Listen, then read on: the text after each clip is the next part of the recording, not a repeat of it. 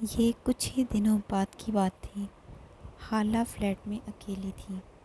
ضامن اور اسفند کسی کام کے سلسلے میں صبح کے نکلے ہوئے تھے۔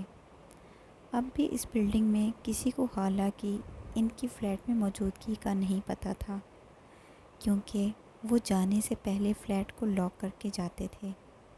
سمیہ کچھ شاپنگ کر کے اس کے کپڑے اور ضرورت کی چیزیں دے گئی تھی۔ حالہ لاؤنج میں بیٹھی تسبیح پڑھ رہی تھی کہ دروازے پر کلک کی آواز سے وہ یہی سمجھی کہ ضامن اور اسفند آ گئے ہیں۔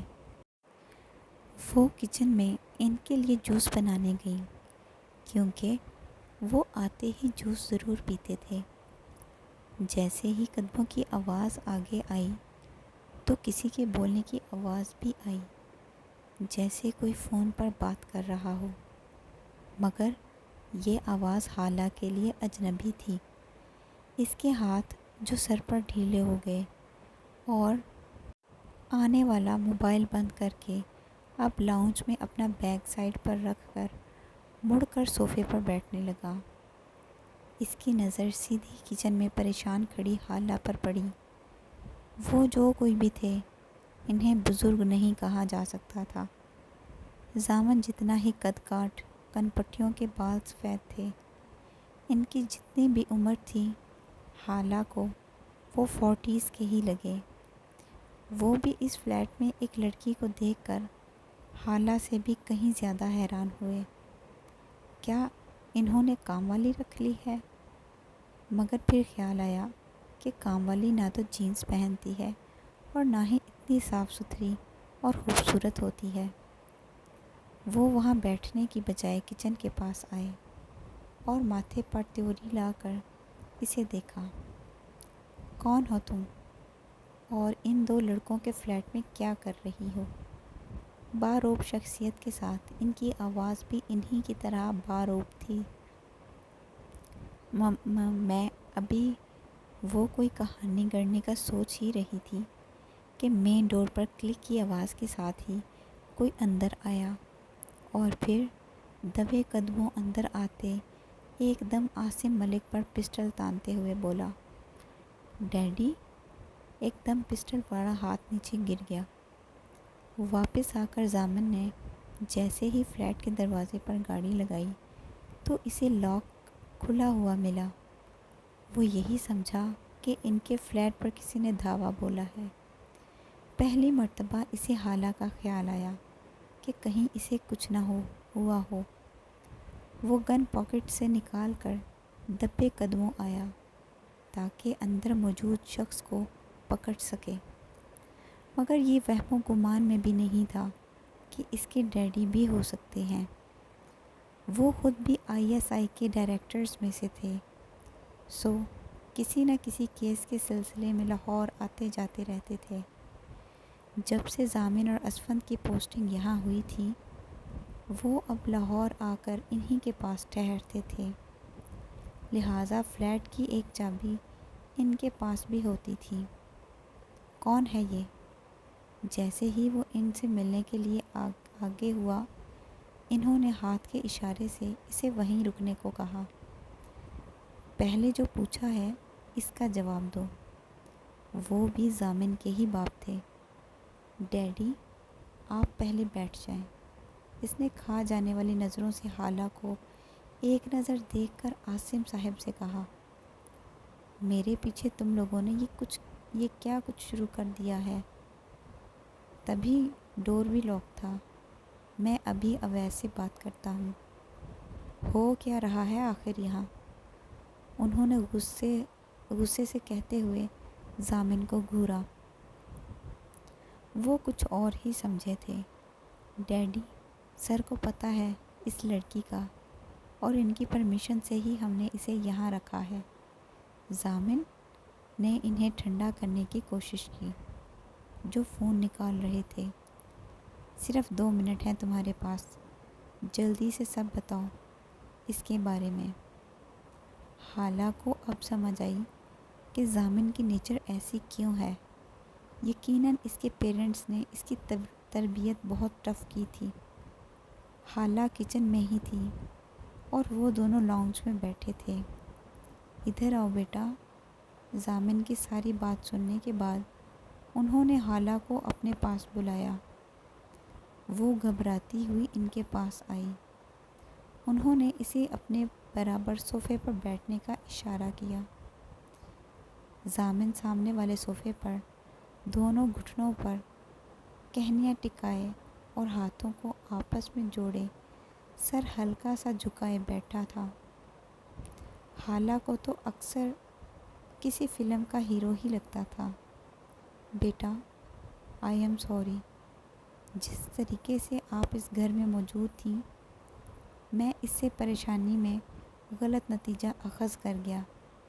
بہرحال ہم آپ کو پوری طرح پروٹیکٹ کریں گے۔ رحمان شاہ آلریڈی ہماری ہٹ لسٹ پہ ہے۔ اس کیس کے علاوہ ہم نے اور بھی کیسز اس کے ڈھونڈے ہیں۔ خیر، آپ ریلیکس ہو کر کچھ عرصہ یہاں رہو، پھر کچھ اور بندوبست کرتے ہیں آپ کا۔ انہوں نے اسے تسلی دیتے آخر میں ضامن کو دیکھتے ہوئے کہا، یہ اسفند کہاں ہے؟ ان کے سوال پر اس نے سر اٹھایا۔ نظر سیدھی اپنی جانب تکتی حالہ پر پڑی تو اس کے ماتھے پر شکنیں ابھر آئیں۔ حالہ نے فوراً سر نیچے جھکا لیا۔ کچھ کام سے گیا ہے، ابھی آ جائے گا، آپ فریش ہو جائیں تب تک، اس نے اپنی جگہ سے اٹھتے ہوئے کہا۔ آپ کچھ لیں گے انکل؟ جوس یا چائے؟ حالہ نے ان کو اٹھتے دیکھ کر پوچھا۔ وائی ناٹ بیٹا، چائے، انہوں نے مسکراتے ہوئے کہا۔ حالہ کو تھوڑی سی تسلی ہوئی۔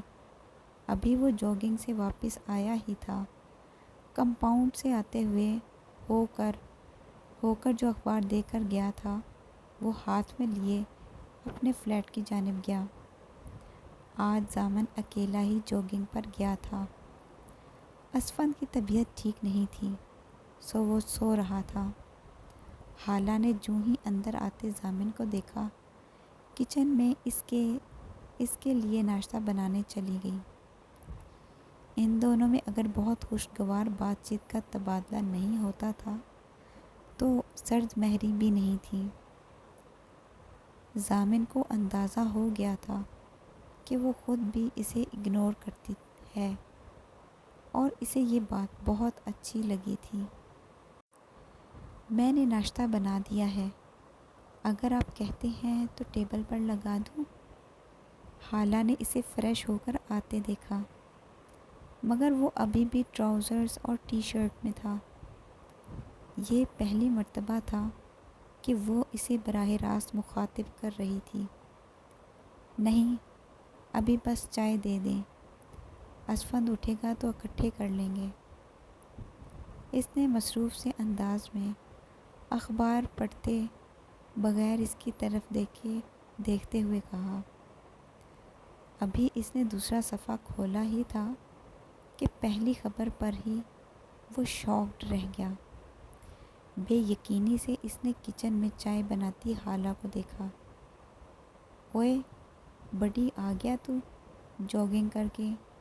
اسفند نے اس کے کندھے پر ہاتھ مار کر کہا۔ ضامن نے بے اثر چہرے کے ساتھ اسے دیکھا۔ اسفند ایک دم چونکا۔ کیا ہوا ہے اسے؟ ضامن کے چہرے پر کچھ غیر معمولی تاثرات تھے۔ اس نے خاموشی سے اخبار کی اس خبر کی طرف اشارہ کیا۔ اسفند اس کے پاس ہی صوفے پر بیٹھ کر خبر پڑھنے لگا اور جیسے جیسے پڑھتا جا رہا تھا اس کے چہرے کے تاثرات بدلتے جا رہے تھے، جبکہ ضامن کی کھوجتی اور کچھ غسیلی نظریں اب تک حالہ پر جمی تھیں۔ وہ جوں ہی چائے لے کر آئی تو ضامن کو اپنی طرف تکتا پا کر کچھ حیران اور پریشان سی ہوئی۔ کیا ہے یہ؟ ضامن نے اسفند سے اخبار لے کر حالہ کی جانب بڑھایا۔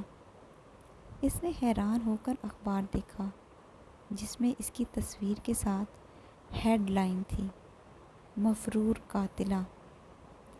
اس نے پھٹی پھٹی آنکھوں سے خبر کو پڑھنا شروع کیا۔ حالہ سرفراز، جو کہ کسی گروہ کے ساتھ ملوث ہے، جمعرات کی رات ایک بے قصور کو ماڈل ٹاؤن کے بلاک ایل میں لوٹ کر اور پھر قتل کر کے بھاگ گئی۔ جس کسی کو نظر آئے یا اس کے متعلق کچھ خبر ہو، مندرجہ ذیل رابطے پر اطلاع دے۔ پولیس کو یہ مفرور قاتلہ درکار ہے۔ برائے مہربانی ہمارے ساتھ تعاون کریں۔ اخبار اس کے ہاتھ سے چھوٹ کر گر گیا۔ ضامن کھڑا ہو کر اس کے مقابل آیا۔ جمعے کا دن تھا نا، جب تم مصیبت بن کر ہمارے ساتھ یہاں آئی تھی؟ نہیں، یہ سب غلط ہے، میں نے کسی کا قتل نہیں کیا، وہ روتے ہوئے بے اختیار بولی۔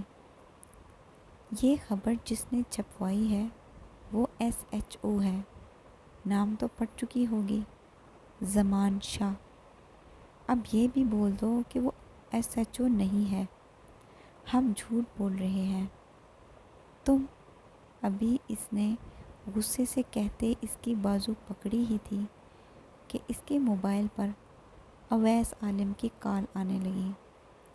اس نے اپنے غصے پر قابو پانے کی کوشش کرتے ہوئے کال اٹینڈ کرتے حالہ کے بازو کو ایک جھٹکے سے چھوڑا اور ایک غصیلی سی نظر اس کے چہرے پر ڈالی، جو مجرموں کی طرح سر جھکائے رو رہی تھی۔ السلام علیکم سر۔ وعلیکم السلام، تھوڑی دیر میں سمیہ کو بھیج رہا ہوں، وہ نقاب میں آئے گی، تم اور اسفند حالہ کو لے کر میرے کینٹ والے فلیٹ میں نقاب میں ہی لے کر آؤ گے۔ سمیہ کھڑکی کے راستے سے تمہارے فلیٹ سے نکل آئے گی۔ تمہارے ڈیڈی بھی میرے پاس پہنچ چکے ہیں۔ تمہارا اور حالہ کا میرے فلیٹ پر نکاح ہوگا، پھر وہ نقاب میں تمہارے ڈیڈی کے ساتھ تمہارے فلیٹ پر واپس آئے گی۔ ان کے آخری جملے سن کر اس کا دماغ بھگ سے اڑ گیا۔ ہولڈ آن سر، یہ کیا کہہ رہے ہیں آپ؟ اس نے بے یقینی سے پوچھا کہ شاید وہ جلدی میں کچھ غلط کہہ گئے ہیں۔ اونچا سننے لگ گئے ہو کیا؟ تمہیں پتہ ہے کہ میں اپنی بات دہراتا نہیں، لیکن تمہارے متوقع ہونے والے نکاح کی خوشی میں بتا دیتا ہوں کہ تمہارا اور حالہ کا نکاح ہو رہا ہے کچھ دیر بعد۔ Any objection? انہوں نے ٹھنڈے اور سرد لہجے میں کہا۔ جی بالکل، بہت سارے آبجیکشنز ہیں۔ وہ موبائل سنتا اپنے روم میں آ گیا۔ آئی گیو اے ڈیم، میں نے کبھی تمہارے باپ کی نہیں سنی، تو تم کیا چیز ہو؟ وہ میرے ڈیڈی ہیں، یہ میں ہوں۔ ضامن ان سے کافی فرینک تھا، سو کبھی کبھی تو ان کے ساتھ دوستوں کی طرح بات کرتا تھا۔ سر، یہ کوئی ٹافی دینے کی بات نہیں، اور نہ ہی میں اتنا بچہ ہوں۔ آج کا اخبار آپ نے شاید پڑھا نہیں۔ محترمہ عادیہ مجرم اور قاتلہ ہیں۔ اب میں ان اخبار والوں کی باتوں پہ اپنے فیصلے کروں گا، اور ہم جانتے تھے کیا خبر آنے والی ہے، اسی لیے یہی فیصلہ کیا ہے۔ سر، مجھے یقین نہیں آ رہا کہ اتنا کچھ جاننے کے بعد بھی آپ یہ کچھ کر رہے ہیں، اور مجھے یقین نہیں آ رہا کہ تم مجھ سے آرگیو کر رہے ہو۔ مگر سر، وہ بے چارگی سے بولا۔ ضامن، انف۔ ان کی دھاڑ پر وہ ہکا بکا رہ گیا۔ تم یہ نہیں کر سکتے تو ٹھیک ہے، اسفند تو ہے نا؟ سر، اس نے بے یقینی سے ان کی بات سنی۔ جب تک سمیہ نہیں آتی تم اچھی طرح سوچ لو اور فون حالہ کو دو۔ اس نے لب بھینچتے ان کی بات سنی، پھر باہر آ کر کھا جانے والی نظروں سے حالہ کو دیکھ کر فون اس کی طرف بڑھایا۔ اس نے حیران ہوتے ہوئے ہاتھ بڑھا کر پکڑا۔ اور دوسری جانب کی بات سنتے دوسرے کمرے میں چلی گئی۔ کیا ہوا ہے یار؟ کس کی کال تھی؟ میں تو چکرا گیا ہوں۔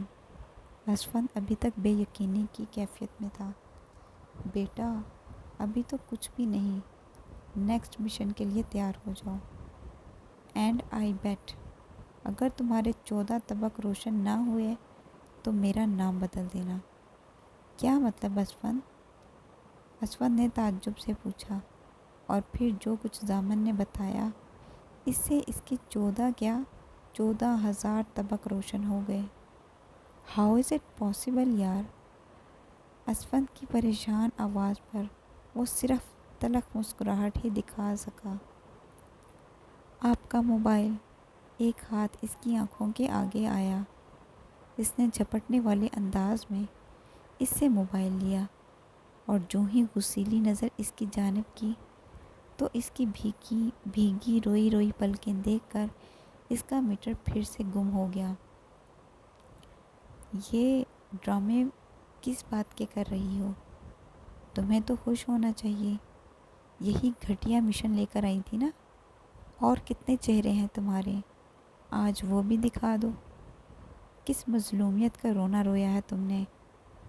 میرے فادر اور باس دونوں کو بیوقوف بنا لیا ہے۔ وہ دانت پیستے ہوئے اس کے مقابل کھڑا اس سے پوری طرح سچ اگلوانے کے موڈ میں تھا۔ میں آپ کے منہ نہیں لگنا چاہتی۔ وہ کسی بھی لڑائی سے بچنے کے لیے اتنا کہہ کر اندر کمرے کی جانب مڑنے لگی کہ کلائی ضامن کے ہاتھ میں آ گئی۔ سمجھا کیا ہوا ہے تم نے خود کو؟ میں ایسے لہجے برداشت نہیں کرتا۔ ضامن نے اس کے بازو کو جھٹکا دیتے اس کا رخ اپنی جانب کیا۔ مجھے بھی کوئی شوق نہیں ہے آپ جیسے خڑوس سے تعلق جوڑنے کا، اور میں کیا ہوں اور میری اصلیت کیا ہے یہ ابھی کچھ دیر میں آپ کو واضح ہو جائے گی۔ وہ غصے سے اپنا بازو چھڑاتی اندر جا کر دروازہ بند کر گئی۔